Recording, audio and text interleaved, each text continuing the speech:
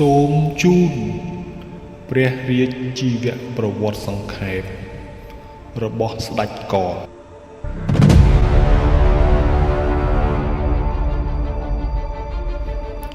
ដកស្រង់ចេញពីឯកសារប្រវត្តិសាស្ត្រខ្មែរ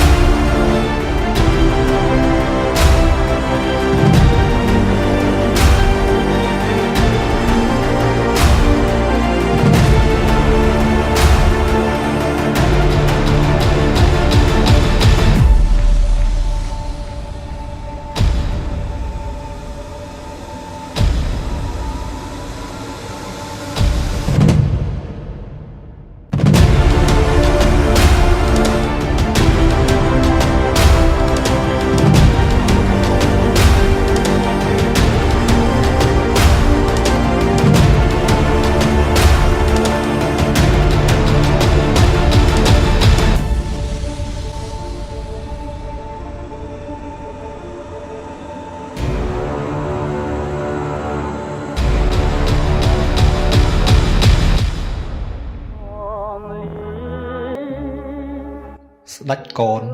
ត្រូវបានគេចាត់ទុកថាជាក្សត្រដ៏បញ្ញាញាណមួយព្រះអង្គដែលបានកសាងរាជធានីដ៏រឹងមាំធ្វើឲ្យស្រុកទេសមានសុខសន្តិភាព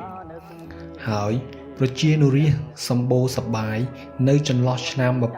1512រហូតដល់ឆ្នាំ1525បើយោងតាមឯកសារប្រវត្តិសាស្ត្រខ្មែរស្ដេចកនគឺជាប្អូនរបស់នាងពៅឯកសារខ្លះឈ្មោះថានាងសត្រូវបានតែងតាំងជាមហាថ្លឹកនិងក្រោយមកក៏ត្រូវដំឡើងយុស័ក្តិជានាយកនជាខុនលួងព្រះស្ដេចមាននីតិមើលខុសត្រូវលើពលព្រះទាំងអស់និងលើកិរិយាមាយាទនៃពលរដ្ឋទូទៅហើយតំណែងខាងលើនេះបានកើតឡើងក្រោយពេលដែលនាងពៅជាបងត្រូវបានលើកជាស្នំឯករបស់ព្រះបាទស្រីសុគន្ធបុត្របញ្ជាឲ្យហោរាទស្សទាយដឹងថាមានកោលាហលអ្នកដែលបង្កគឺខុនលួងព្រះស្ដេចកនដែលកើតនៅឆ្នាំរោងជាសត្វនាគស្របពេលជាមួយគ្នានោះមានពាក្យបណ្ដឹងមកថាមានកើតហេតុចម្លែកផ្សេងនៅក្នុងព្រះរាជាណាចក្រដោយខ្លាចក្រែងស្ដេចកនក្បត់ដណ្ដើមរាជសម្បត្តិសមដោយទំនាយរបស់ហោរានោះ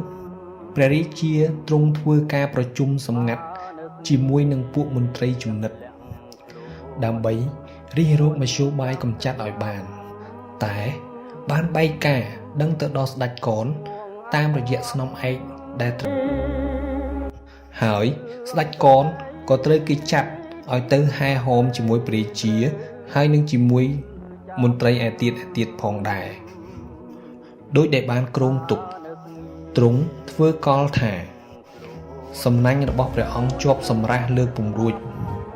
ហើយទ្រង់បានបញ្ជាឲ្យស្ដេចកនមុជទឹកទៅដោះ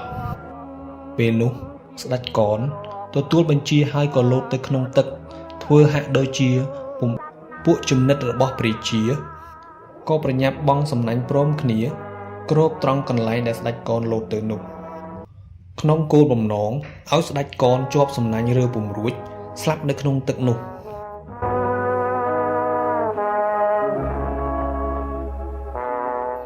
ក្រោយរួចជីវិតស្ដេចកនបានភៀសខ្លួនទៅដល់ខេត្តបាភ្នំហើយប្រើឧបាយកលបោកបញ្ឆោតពួកចៅហ្វាយខេត្តថា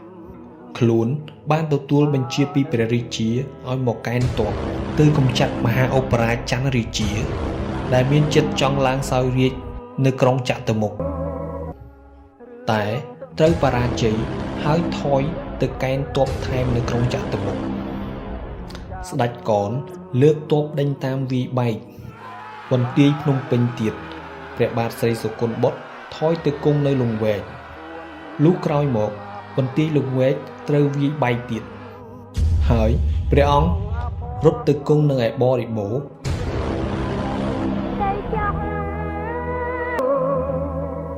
ហើយក្រោយមកនៅឆ្នាំ1514ព្រះអង្គបានកសាងរាជធានីថ្មីមួយទៀតនៅចន្លោះត្បូងឃ្មុំនិងខេត្តបាភ្នំ